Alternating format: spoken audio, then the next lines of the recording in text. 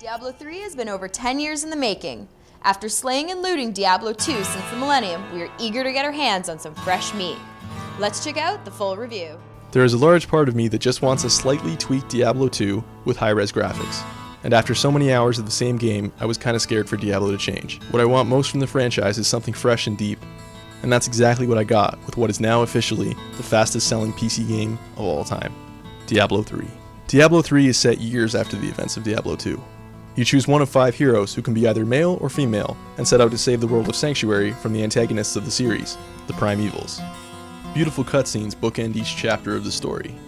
As we have come to expect from Blizzard cinematics, they are of the highest quality and equal Hollywood efforts. While thrilling, I felt the cinematics were a little overdramatic and did not reach the perfection of the Diablo 2 scenes. But that's more a matter of taste. In addition to the full-blown cinemas, the game features a slew of smaller scenes, similar to a motion comic. These bits are narrated by the player character and go great lengths to supplement the world building. This really wowed me. While many may feel the story of Diablo 3 is highly cliche, and they have good reason, it is a good excuse to send the player to a variety of locations, and many people will appreciate the super good guys and super bad guys. What is most remarkable with the game's story is the level of exposition. All the game's characters, even useless NPCs, and the player character are fully voiced, and more often than not have something funny or interesting to say. The game's fighting companion characters now serve an additional purpose, to flesh out the story and have dynamic conversations with your hero. Often I wanted to replay segments with different companions to hear what they had to say. While Diablo 3's main narrative may be cliché and predictable, the world building and execution are fantastic. Diablo 3 has some truly iconic music. There will be no dissension among fans here. Your ears are subject to a rare treat with this game. Classic tracks from Diablo and Diablo 2 have been remixed and remastered, and there are dozens of them. The Tristram theme that you are privy to in this review has never been so chilling. It's no surprise that the sound effects and voice acting are of an extremely high caliber. I think I even heard voice actors from Dragon Age. Graphically, Diablo 3 has polarized some fans. Over 10 years ago, Diablo 2 was released as a sprite-based game. It wasn't true 3D, and the Switch, just as it was with Warcraft and Starcraft, has left some grumpy. But all things must change, and I am more than sated with the look of Diablo 3. The environments are extremely detailed and allow for true 3D gameplay, like its predecessors could not. Beautiful physics are not just eye candy, but affect the gameplay in subtle manner, and I am grateful. I can't decide whether the character animation or the environmental effects wow me more.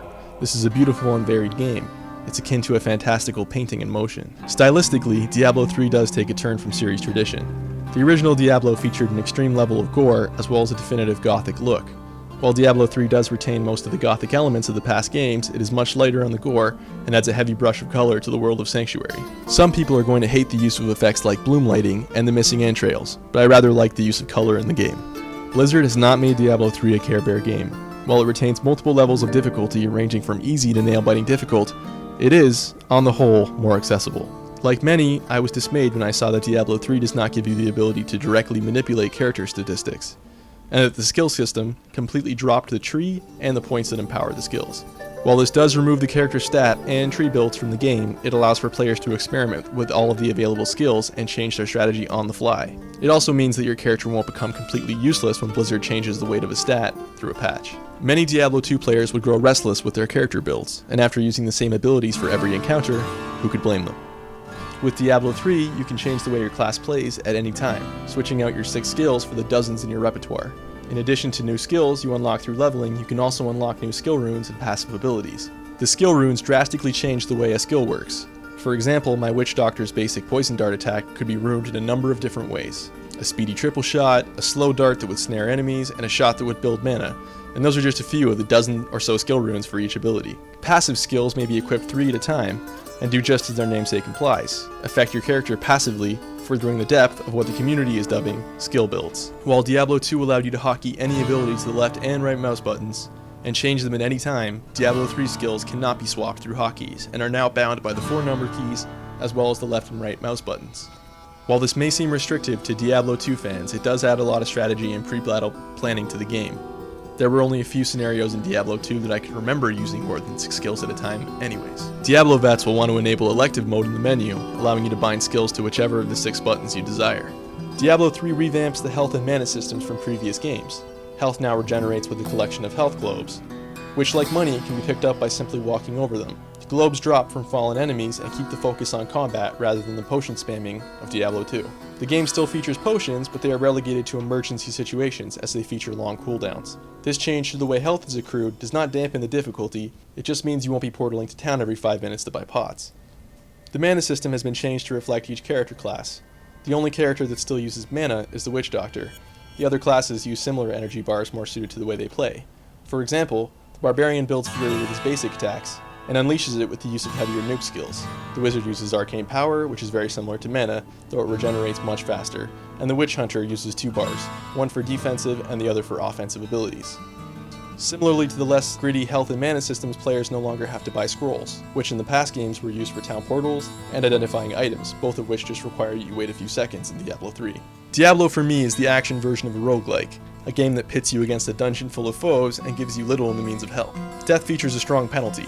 Do not have any dissolutions, this is a skill-based game, there is no pay to win, and there really is no way to avoid people affecting the community with real-world currency, just like they did in Diablo 2. Diablo 3 has made it easier than ever to play with friends. Players can hit a button to open up their game to the public, which allows any players in the same level bracket to jump into your game cooperatively. You can also open your friends list and jump into their games, should they be open, which brings me to a great point of controversy. Diablo 3 requires an internet connection, not just to activate the game, but to play altogether.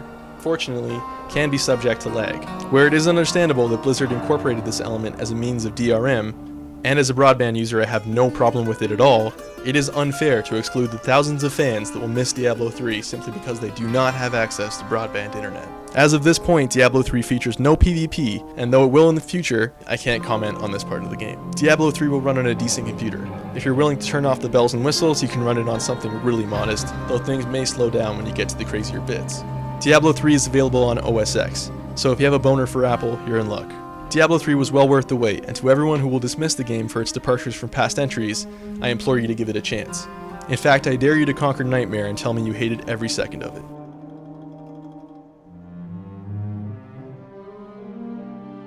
Stay tuned to MyEtvMedia.com in the upcoming weeks for our list of top Diablo clones.